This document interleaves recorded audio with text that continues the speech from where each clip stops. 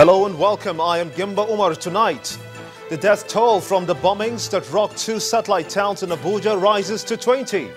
President Muhammadu Buhari condemns bombings and instructs the armed forces to crush Boko Haram insurgents. 199 Nigerians resident in the Central African Republic, displaced by the armed conflict in that country, return to Nigeria. And the United Nations describes the airstrikes on a hospital in the Afghan city of Kunduz as tragic and possibly even criminal.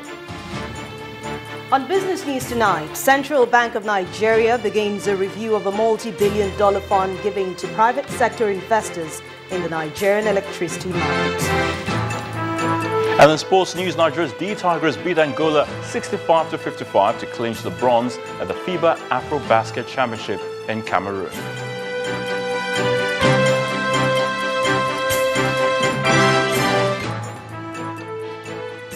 We'll begin tonight with the multiple bomb attacks by Boko Haram in Nyanya and Kuje areas of Abuja, where the death toll from the bombings in the two satellite towns in Abuja has risen to 20.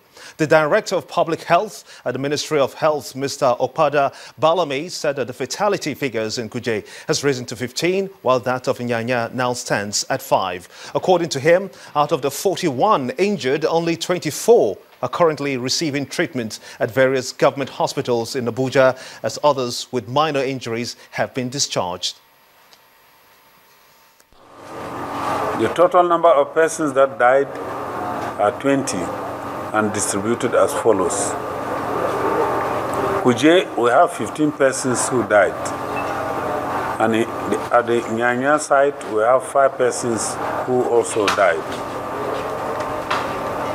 The total number of persons that were injured and taken to hospital by the first responders are as follows. Kuje 20, Nyanya 21. Number of cases currently in hospital. There are no cases in Nyanya and Kuje General Hospital, but we have 7 patients in Asokoro Hospital. We also have 13 patients in National Hospital and 4 patients in Gogolada Teaching Hospital. The Secretary to the Federal Government and the Chief of Defence Staff who visited Nyanya bomb blast have urged citizens to remain calm as perpetrators will be brought to book. Speaking to journalists after the visit and the National Hospital, where most of the victims from the Nyanya bombings were transferred to for treatment, the SGF assured that insurgents will be defeated. Meanwhile, the Chief of Defence Staff, General Abayomi Olonishaki, said that security agencies would need to reassess the strategies to beat the new dimensions that insurgents have taken. The site of the explosion in Nyanya has been cordoned off by security officials, but the damage left by the bomber is huge. Officials of the National Emergency Management Agency on ground said they have no clearance from their management to brief the press. But a statement from them put the figure of casualties from Nyanya and Kuje at 15, with 41 injured. Meanwhile, all the injured who were rushed to the Nyanya General Hospital have been transferred to Asokoro and National Hospital for intensive care, even as the hospital denied access to the victims. Both the Secretary to the Government of the Federation and the Chief of Defence Staff who visited the sites and the hospitals where victims were taken to said the situation is under control. We want to encourage Nigerians not to despair, because we know that the insurgents are being defeated and they are in their death throes. That's why they are clutching at straws to discourage Nigerians. But as the President has directed and as the security agents have assured, come December, we'll be rid of this menace. Of course, we are really sad that these insurgents have decided to be hitting on soft targets, as it were now, but we are not deterred in our effort to rid them of this from the nation Nigeria. So we are working with the President's directive, and we are putting all things on all actions and all our strategies in place to ensure that we achieve the presidential directive. Although the management of the Asokoro and national hospitals did not allow us to film nor speak with the victims, the head of clinical services in Asokoro confirmed 3 dead bodies were deposited in the morgue. We have 3 bodies brought in to this hospital, and they've been taken care of, been embalmed and prepared. 1 has already been identified. The other 2, we are still waiting for the relatives. Meanwhile, some survivors also narrated their experience. My neighbor came and told me that my mom is calling me on phone, and I wasn't with my phone. So I just stand up from the seat I was sitting to take my phone from where I plugged it. Before I would turn back, I just heard something. Immediately, the thing pushed me down and I brushed my hand. The next one, for me just to get up to stand, another one exploded again. They took me to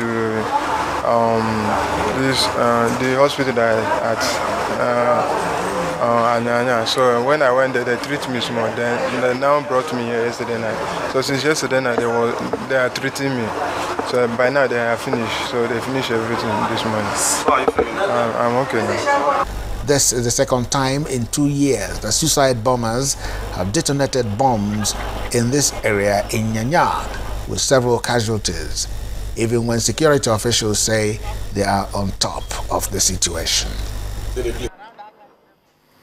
The Commissioner of Police, Mr. Wilson Inaligu, now joins us to further give more light to the attacks that has just happened in Abuja. I want to thank you so much indeed for joining us on the news at 10. The concerns are indeed mounting. Tell us, how would you rate the security status of Abuja on a scale of 1 to 10 today? Well, I would say, I think FCT is very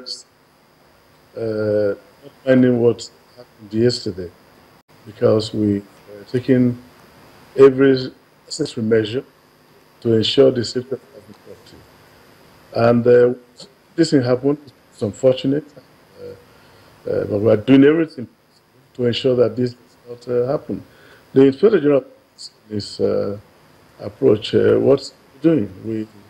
He has directed implementing and enforcing massive stop and search across the FCT, strengthening existing intelligence gathering strategy to ensure that we continue to connect with our various communities. Also, strengthen our relationship with neighboring police command and other security agencies, because these people live in our communities, and that makes the strategy that the Inspector General of Police has adopted of adopting community-oriented policing strategy to be very relevant even at this stage. And so what we're doing, we've had meetings. Most of our local unit commanders, I mean the DPOs, have been meeting with the various stakeholders, starting from NURTW, the various traditional rulers.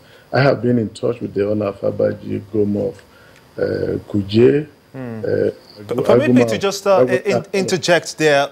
The Chief of Defense Staff, Major General Abayomi Olonishaki, has advocated that security agencies must now begin to reassess, in his words, reassess the strategies to beat the new dimensions the insurgents are taking at the moment.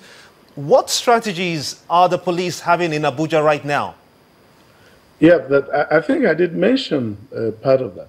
That we, first of all, we are embarking on massive stop and search. That is one of the strategies we've adopted. And then encouraging the public to partner with the police so that suspicious persons and individuals and behavior are promptly reported. And then going not just within the city center, because what we are doing is re-strategizing. Let me give you an example. A guy can live in one remote village, and if it's not properly monitored, he can do this. So what we are doing is going deeper into our communities. That is why I say we are strengthening our existing intelligence gathering capabilities, because this will help us to identify, but more importantly, staying vigilant, being observant, and doing something about it. calling on security agencies that we found these people just moved into the neighborhood and we don't know whom they are, making this report to the police. So these are strategies. So it's about being careful, being observant, and doing something about it. What response are you getting, though, from the general public, especially the people in Abuja, now that you've called for them to try to help, give some kind of assistance in making announcements, blowing the whistle anytime that they find anywhere, suspicious? Are they supposed to call numbers? How do they get in touch with you? Yeah, we have our numbers that we have distributed to quite a lot of them. But something very interesting, because I even gave out my personal numbers and that of my officers. Since this incident occurred, my phones have been inundated by telephone calls and SMS. What's your phone number? Of course.